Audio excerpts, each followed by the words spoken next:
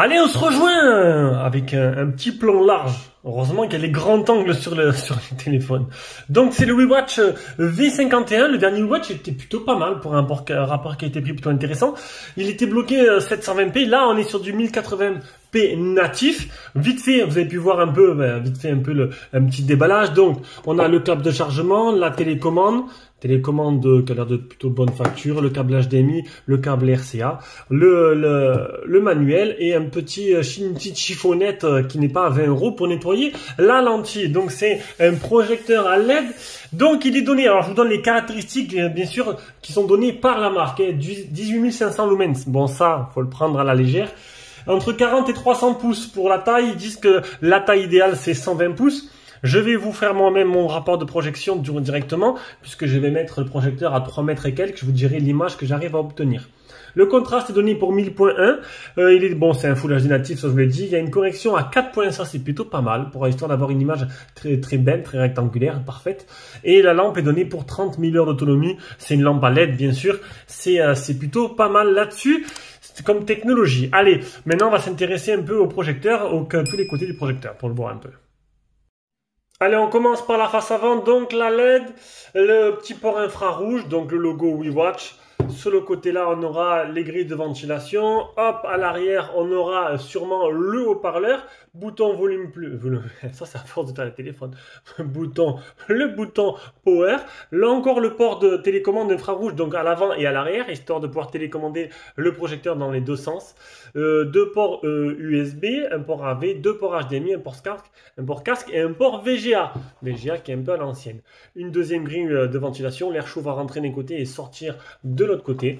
En dessous, on aura les 4 patins ainsi que le petit... Alors ça, c'est pour régler l'inclinaison, tout simplement.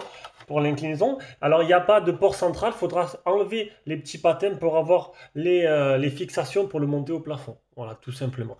Et on va voir le dessus du projecteur. Donc, il ressemble beaucoup à l'autre modèle. Hein. Le dessus projecteur. On aura une correction. Alors, ça, c'est le zoom qui est le mise au point manuel, tout simplement. Les boutons qui vont remplacer la télécommande en cas où, si vous les perdez. Et puis, voilà. Alors, maintenant, ce qu'il faut vraiment s'intéresser le plus, c'est de voir ce que ça donne niveau qualité d'image. Et on y va de suite. Allez, on se retrouve directement sur la salle de projection. Non, j'ai pas une salle de projection, c'est mon salon. Oui, c'est petit chez moi, mais j'ai réussi à mettre un écran de...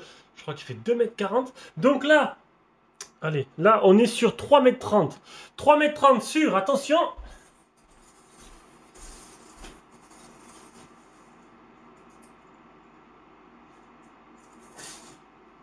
Ouais, ça va. 3,30 m sur 2,50 m, ce qui est plutôt pas mal. Et la qualité a l'air pas mal, la luminosité aussi. Je viens de l'allumer, je l'ai juste posé, hein, je l'ai posé, j'ai essayé de le mettre à peu près droit. On va faire le premier démarrage ensemble. Donc on va mettre le français, France. Donc il n'y a pas d'OS intégré, hein. Paramètres réseau sans fil, ça c'est juste pour les mises à jour, donc ça m'intéresse pas trop, félicitations.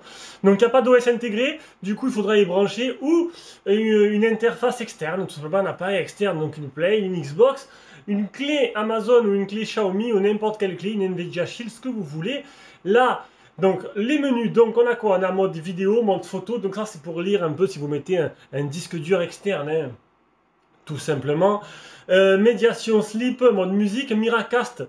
Ça, c'est pour les modèles Android. Ça permet de caster tout simplement l'image de votre téléphone directement sur votre projecteur.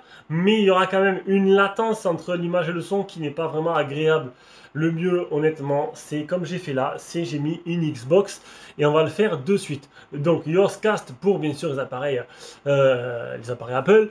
Mode AV, le sortie VGA, sortie HDMI et sortie HDMI 2. Donc, on va mettre sortie HDMI 1. Tout simplement, et on va tomber sur, normalement, voilà l'interface de ma Xbox. Avant toute chose, avant de le tester, donc, on va regarder un peu les menus. Donc, réglage Wi-Fi. Donc, je voulais dire réglage Wi-Fi, c'est où le bouton retour? Parce que là, je suis un peu dans le noir. Le Wi-Fi, c'est vraiment pour la mise à jour. Correction, alors la connexion Bluetooth pour mettre une enceinte. Donc, c'est ce que je fais moi avec mon LG, hein, c'est ce que j'utilise. La correction trapézioïdale en 4 points. Donc, ça... on va le faire de suite ensemble. Ça, c'est plutôt pas mal. Ça va vous permettre d'avoir une image vraiment bien rectangulaire. L'interface est plutôt simple à prendre en main. Ça passe d'un point à l'autre. Voilà.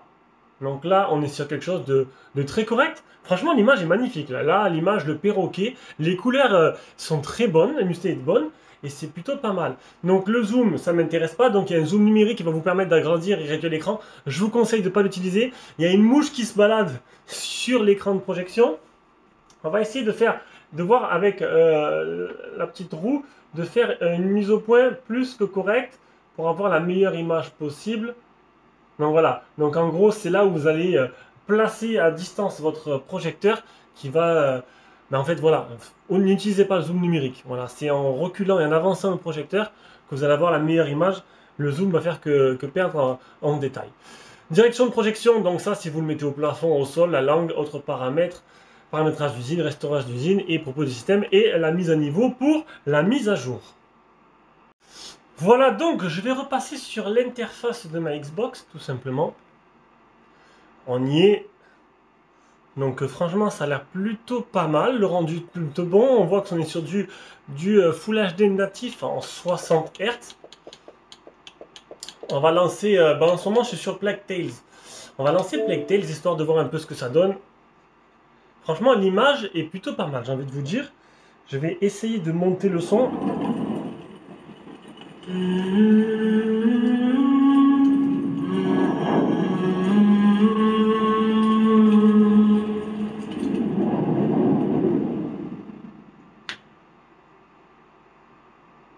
Donc le son a l'air plutôt pas mal. Alors il souffle un peu, il y a un peu de bruit. Hein. Là.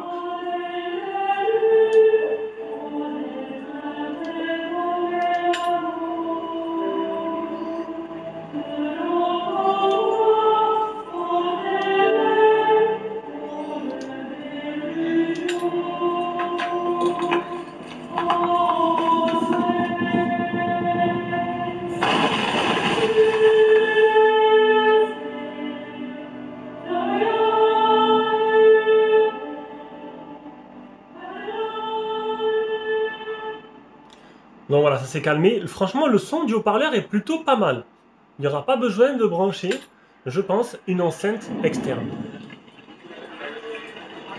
Par ici, Bonjo! Elle est belle, ma volaille! Elle est belle!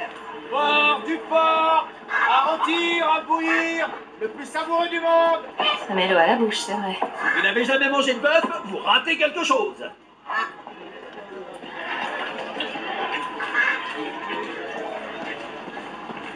Voilà les portes de la ville. Nous n'y sommes pas encore. Et l'état d'Hugo pourrait empirer à chaque seconde.